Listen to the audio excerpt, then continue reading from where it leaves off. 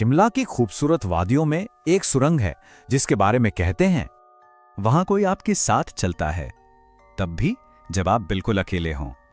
कालका शिमला की वो मशहूर रेलवे लाइन जहां टॉय ट्रेन खूबसूरत पहाड़ों से गुजरती है, पर इसी खूबसूरती में एक अंधेरा कोना भी है। सुरंग नंबर 103, एक नाम जो सुनते ही लोगों की रूह कांप जाती है।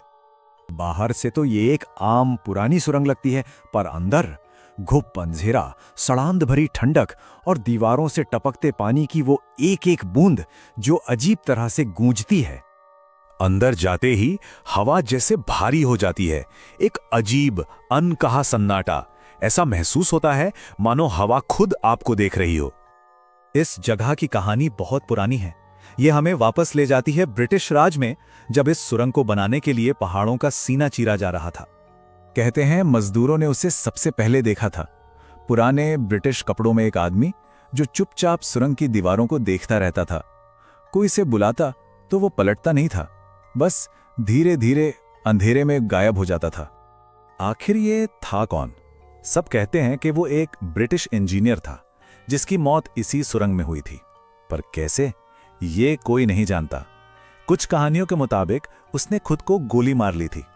कुछ कहते हैं कि वो एक हादसे में यहीं जिंदा दफन हो गया, और सरकारी रिकॉर्ड वो आज तक खामोश हैं। दशकों तक जो भी शाम ढलने के बाद इस सुरंग से गुजरा, उसने एक अजीब सी बेचैनी महसूस की है। अपने कदमों के साथ किसी और के कदमों की आवाज। आप रुकें तो वो भी रुक जाता है, आप तेज चलें तो वो भी तेजी से पीछा करता है। पर बात सिर्फ कदमों तक ही सीमित नहीं थी। दीवारों पर बिना किसी रोशनी के फिसलती परछाइयां, सुरंग की गहराई से आती फुसफुसाहटें और अचानक खून जमा देने वाली ठंड। हालत ये हो गई थी कि रेलवे के गार्ड्स भी रात में वहां ड्यूटी करने के नाम से डरते थे। लेकिन जो सबसे खौफनाक वाकया हुआ वो एक रेलवे गार्ड के साथ हुआ था।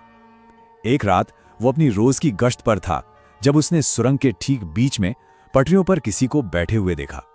उसे लगा शायद कोई मुसाफिर है। उसने जोर से आवाज लगाई, लेकिन कोई जवाब नहीं आया। वो परछाई बहुत बहुत धीरे से खड़ी हुई और वो गार्ड की तरफ मुड़ी। उसका कोई चेहरा नहीं था, और इससे पहले कि वो गार्ड चीख पाता, वो एक सफेद धुंध में तब्दील होकर हवा में घुल गई। तो क्या ये सब सिर्फ कहानियां हैं? क्या इसका कोई वैज्ञानिक जवाब हो सकता है? आज के दौर में कई लोग इसे समझाने की कोशिश करते हैं। कुछ लोग कहते हैं कि ये आवाजें सुरंग के एकॉस्टिक्स की वजह से हैं, या फिर गीली दीवारों पर रोशनी का धोखा है। लेकिन तो फिर यह कैसे मुमकिन है कि दशकों से सैकड़ों अलग अलग लोगों ने एक ही आदमी को देखा है? वही पुराने ब्रिटिश कपड़े, वही जगह और वही डरावनी खामोशी। और बस इसीलिए ये सवाल आज भी जिंदा है।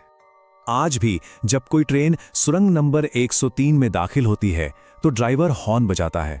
ये किसी नियम की वजह से नहीं है, ये एक तरह का सम्मान है उस अनजानी ताकत के लिए जो अंदर रहती है। तो आखिर कौन है जो सुरंग नंबर 103 के अंधेरे में चलता है? क्या वो एक भूला बिसरा इंजीनियर है जो आज भी अपने आखिरी काम की रखवाली कर रहा है, या कोई बेचैन रूह है जो इन पत्थरों में हमेशा के लिए कैद हो गई है, या फिर कुछ और, कुछ बहुत पुराना जिसे अंग्रेजों ने पहाड़ खोदते वक्त गलती से जगा दिया था?